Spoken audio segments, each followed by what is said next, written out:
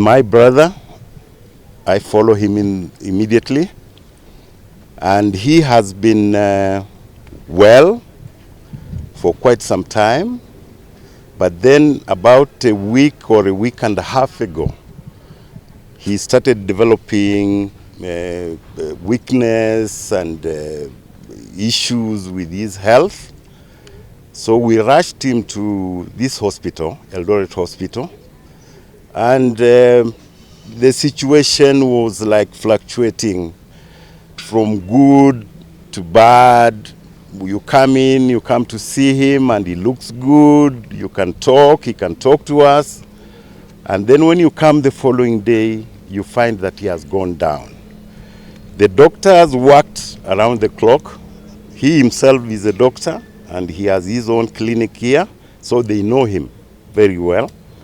And so they worked very tirelessly with him. But then the condition continued to deteriorate as he stayed here. So we tried our level best, and yesterday it was so bad, so heavy on us, because when we were here, I came here in the evening yesterday, and he wasn't looking very good. Breathing was an issue, and I went home and thought that the situation will improve. At 9 o'clock yesterday, I got a call, and when I got the call, it was my niece, Caroline. Where is she? She's somewhere here in the group. She told me, "Hey, uncle, it looks like the situation is getting worse here." I said, "What happened?" Because we were here yesterday. The guy was looking good. He was looking like he was improving. What has happened? He said, "No, breathing is a problem." So we quickly rushed back to the hospital. And when we got here, we got Dr. Kitui, who had been attending to him. And before we even went in to see my brother, Dr. Kitui was not very hopeful about the situation. He was admitted on Thursday and came to ICU on Friday.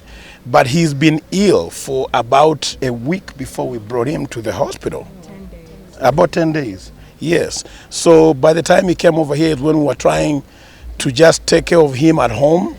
But then it became like whatever we were taking care of was not going away. So that's when we brought him to the hospital. So we were thinking it was something else, you know, maybe some blood pressure or just something that maybe we had missed in his lifetime. But when the doctors did the test and they came back saying that it was food poisoning, so it's when it raised a very huge flag, and we began retracing back, like where did this food poisoning come from? Of course, we have the details. Maybe we cannot provide that right now. It's for the investigation team of how we think that food poisoning might have come about. But the question is, the aggressiveness of the food poisoning is what is concerning us. Because I know when you have food poisoning, it takes you 2 days, you use the bathroom a little bit here and there and take some fluids and you come back. But this one was not going away. It kept on being perpetual. And then they'll be using they'll be trying to kill the infection, but the infection keeps on coming back, like kind of it was regenerating itself and becoming more and more severe the more they kept on pumping drugs to that infection. Like sometimes you come in and you find like the infection count or the white cell count, they kept on climbing.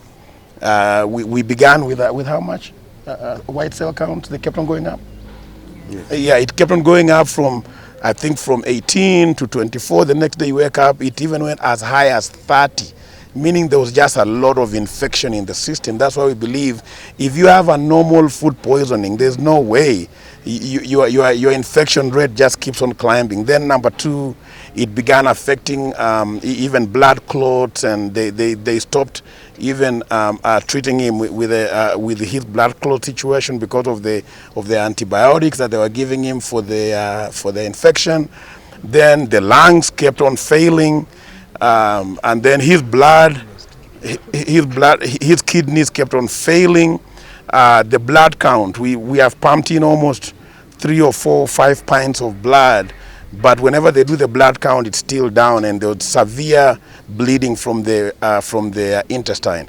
We do not believe, I strongly personally do not believe that that's a normal food poisoning, because it looks like whatever was happening was just very aggressive, and maybe it's a different substance that was introduced into my uncle's body that was giving us all these challenges.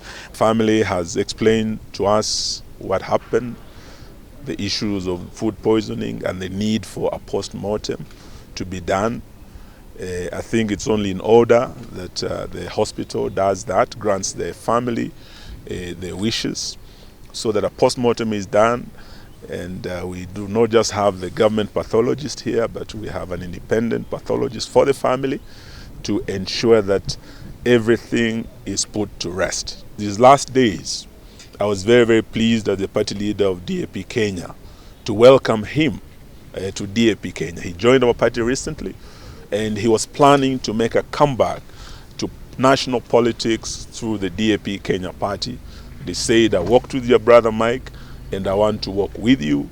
I want to come back to Likuyani and restore order and leave a legacy and make sure that whoever takes over from me after my last term will be able to do what I was doing for the people of Likuyani. It is unfortunate we've lost him before he's had that opportunity to have that comeback, to serve the people he loved and to put things right for them.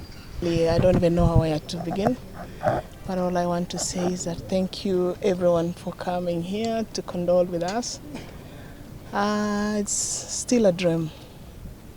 Sometimes you want to believe it's just a dream.